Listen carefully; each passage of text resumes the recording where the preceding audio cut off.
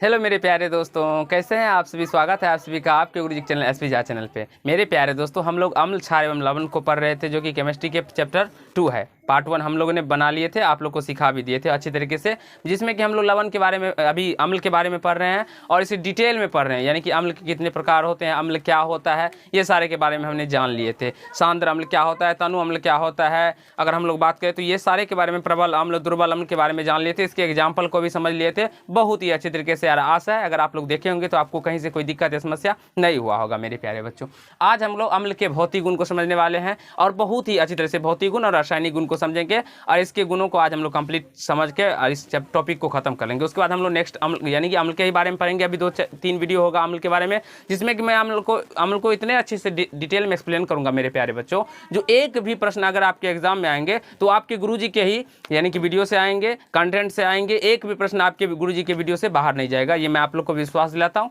वादा करता हूँ। क्योंकि मैं जितना बताता हूँ मेरे प्यारे दोस्तों, आप लोग केवल उतना ही तैयारी कर लेते हैं, तो एक भी प्रश्न गारंटी देता हूँ बाहर नहीं जाएंगे तो नहीं जाएंगे। क्योंकि मैं उस लेवल का बताता हूँ जो कि आप लोगों को क्लास के अंदर है भी और नहीं भी है, उस लेवल तक का बताता हूँ। चलिए हम लोग समझते हैं अम्ल के भौतिक गुण। अम्ल के भौतिक गुण क्या होते हैं मेरे प्यारे दोस्तों, आप सभी जानते होंगे। जो अम्ल जो होते हैं वो प्यारे क्या होते हैं, तो स्वाद में खट्टे होते हैं। अम्ल क्या होते हैं, तो स्वाद में खट्टे होते हैं। अम्ल का क्या होते हैं, तो अम्ल नीले लिटमस पत्र को लाल कर देते हैं, और क्षार क्या कहते हैं, तो लाल लिटमस पत्र को नीले कर देते हैं। इसमें बहुत सारे बच्चे को कन्फ्यूजन होता है। अम्ल नीले लिटमस पत्र को लाल करते हैं, वो गड़बड़ कर देते हैं। जो कैसे करते हैं, नहीं करते, नीले को ब्लू यानी कि नीले को कौन सा लाल करेंगे, अम्ल करते हैं लाल, यानी कि कन्फ्यूजन हो जाता है। नीले को लाल करते हैं अम्ल या क्षार करते हैं नीले को लाल, ये उसमें कन्फ्यूजन होता है। लेकिन मेरे प्यारे बच्चों, इस वीडियो को देखने के बाद मैं आप लोग को ऐसा ट्रिक बताऊंगा जो आपको कभी भी जिंदगी में आप लोग उस ट्रिक को अगर याद रखेंगे तो एक भी यानी कि आप लोग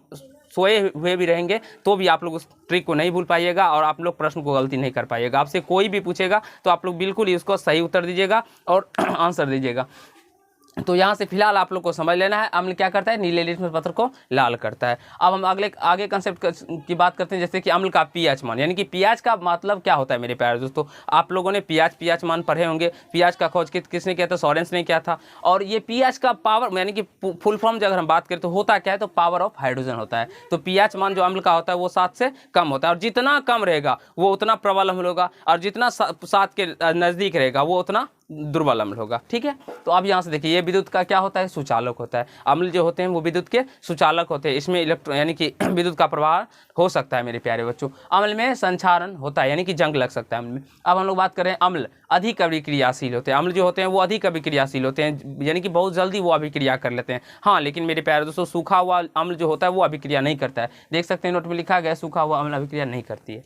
तो आशा है आप सभी को ये भौतिक गुण जो थे वो आप लोगों को समझ में आ गया होगा, कहीं कोई दिक्कत नहीं होगा। मेरे प्यारे दोस्तों, आप लोग एग्जाम के लिए नहीं पढ़िए जो आपके एग्जाम में पूछे जाते हैं, जो अम्ल के 3 भौतिक गुण लिखे नहीं मेरे प्यारे। तो अपने ज्ञान के लिए पढ़िए, अपने ज्ञानों के उपार्जन के लिए पढ़िए। ऐसा पढ़िए जो आप लोग भी किसी बच्चे को पढ़ा सके, किसी को ज्ञान दे सके। और आप लोग ज्ञान तभी दे सकते हैं जब आपको अम्ल के जितने भौतिक गुण होते हैं सारे पते होने चाहिए, सारे के तरीके पते होने चाहिए, जो कैसे होते हैं, नहीं होते हैं। मैं अभी आप लोग को अम्ल के बारे में ढेर सारी जानकारी दूंगा। ठीक है, अब चलिए हम लोग अम्ल के रासायनिक गुण के बारे में चलते हैं। रासायनिक गुण क्या होता है। अब जब अम्ल को मेरे प्यारे दोस्तों धातु के साथ अभिक्रिया करा जाए, तो आप सभी ने जानते होंगे, जब मैंने आप लोगों को गुण के आधार पर परिभाषा बताया था वहाँ पे लिखवाया था, जो धातु जब अम्ल के साथ अभिक्रिया करता है, यहाँ पे देख सकते हैं, अम्ल धातु के साथ अभिक्रिया करके लवण तथा हाइड्रोजन गैस का निर्माण करती है। ये अम्ल का कौन सा गुण होता है, रासायनिक गुण होता है, ये आपको समझना होगा। यहाँ पे देख सकते हैं, ये धातु जब अम्ल के साथ अभिक्रिया करता है तो लवण प्लस H2 लिखते हैं, यानी कि स्ट्रक्चर मैंने बना दिया आप लोगों को देखने के लिए, समझने के लिए, सीखने के लिए। अब यहाँ से देखिए Na प्लस, यहाँ से HCl हाइड्रोक्लोराइड। यहाँ पे Na का मतलब हुआ मेरे प्यारे दोस्तों सोडियम। सोडियम क्या है, धातु है। मैंने आप लोगों को बताया था, यानी कि जिस भी तत्व के अंतिम में म रहता है वो हमारे धातु होते हैं। जैसे कि आप सोना चांदी ये सब नहीं है तो क्या ये धातु नहीं है, ये भी है। लेकिन जिस भी धातु तत्व के अंत में म लगाओ, जैसे सोडियम, मैग्नीशियम, कैल्शियम, ये सब क्या हो गए मेरे प्यारे दोस्तों, तो धातु होंगे। तो यहाँ से सोडियम जो हमारे हाइड्रोक्लोरिक अम्ल HCl यानी Na प्लस HCl जब अभिक्रिया करते हैं तो वो NaCl यानी कि लवण यानी कि नमक बनाते हैं और हाइड्रोजन गैस से निकलता है। आशा है आप लोग को एग्जाम्पल 1 समझ में आया होगा। अब दूसरे एग्जाम्पल की ओर चलते हैं।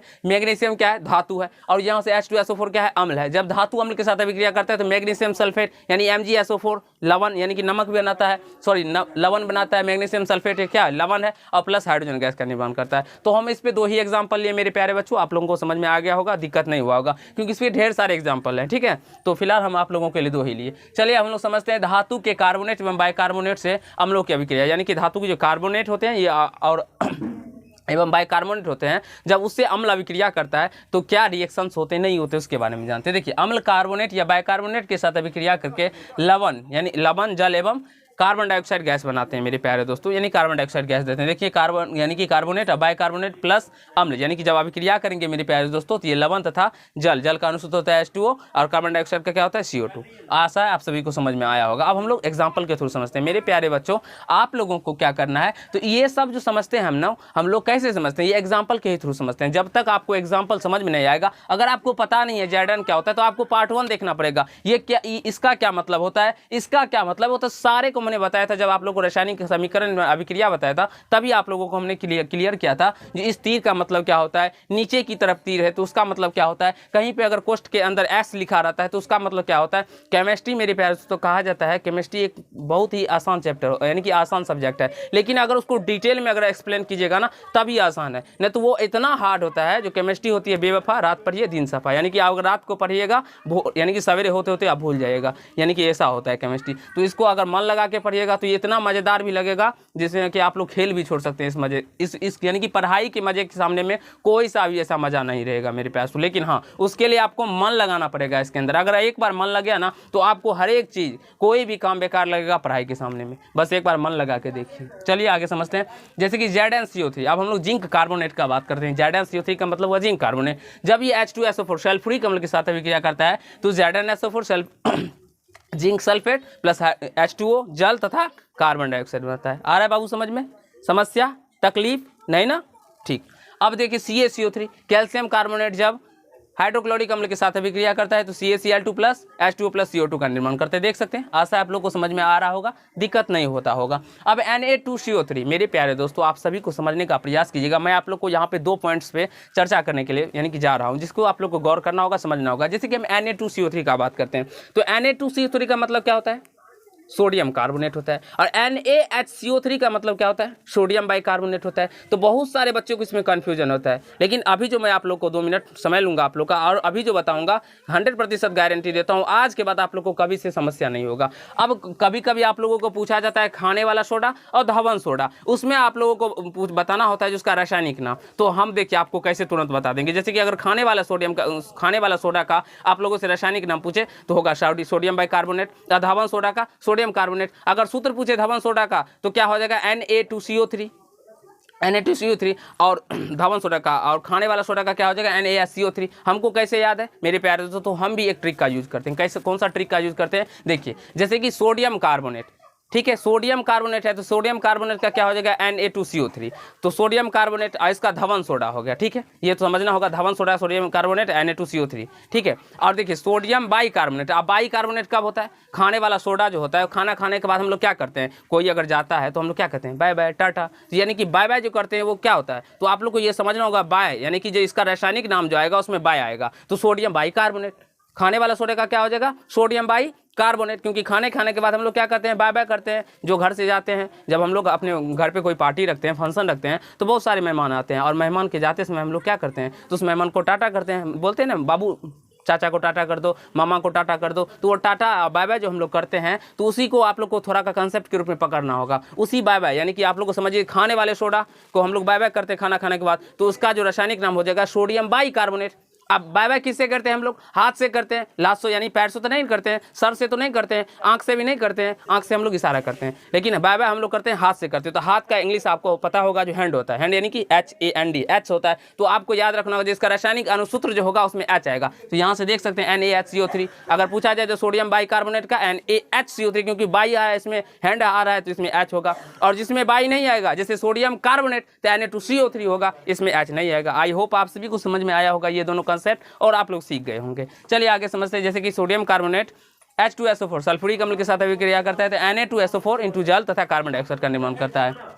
अब समझिए NaHCO3 सोडियम बाइकार्बोनेट जब हाइड्रोक्लोरिक अम्ल के साथ अभिक्रिया करता है तो क्या बनाता है NaCl, नमक प्लस जल तथा कार्बन डाइऑक्साइड। आई होप मेरे प्यारे बच्चों आप सभी को समझ में आया होगा। पढ़ाई कोई मजाक नहीं होता है मेरे प्यारे दोस्तों, उसे में मन लगा के पढ़ना होता है। एक दिन पढ़ लिए, 2 दिन पढ़ लिए, तीसरा दिन छोड़ दीजिएगा, नहीं होगा। आप लोग रूटीन बनाने से कुछ नहीं होता है। रोज़ रूटीन बनाते हैं आप लोग और छोड़ देते हैं। मेरे प्यारे दोस्तों आप लोगों को लड़ना होगा अपनी ज़िंदगी से, अपने पढ़ाई से, तभी आप लोग सफल हो सकते हैं और एक मुकाम हासिल कर सकते हैं। नहीं तो मेरे प्यारे दोस्तों आप लोग वही सड़क पे घूमते हुए आदमी बन के रह जाएंगे, और जो कि कह सकते हैं आप लोग मेले में जो झुंड लगा रहता है उसी भीड़ का हिस्सा बन के रह जाएंगे। अगर आप लोगों को भीड़ के हिस्सा नहीं बनना है तो ज़्यादा से ज़्यादा मेहनत कीजिए, क्योंकि आप ही के सामने में आपके लाखों बच्चे इतना मेहनत कर रहे हैं, आपसे बढ़ के आगे बढ़ जाएंगे, तो आपको पीछे क्यों नहीं वो छोड़ेंगे। तो आप लोग भी मेहनत कीजिए और उनको पछाड़िए और अपनी मम्मी पापा के सपना को पूरा कीजिए। क्या आपको शौक नहीं है कार पर घूमने का? क्या आपको शौक नहीं है मेरे प्यारे दोस्तों एरोप्लेन पर चढ़ने का? सबको सपना होता है, सबका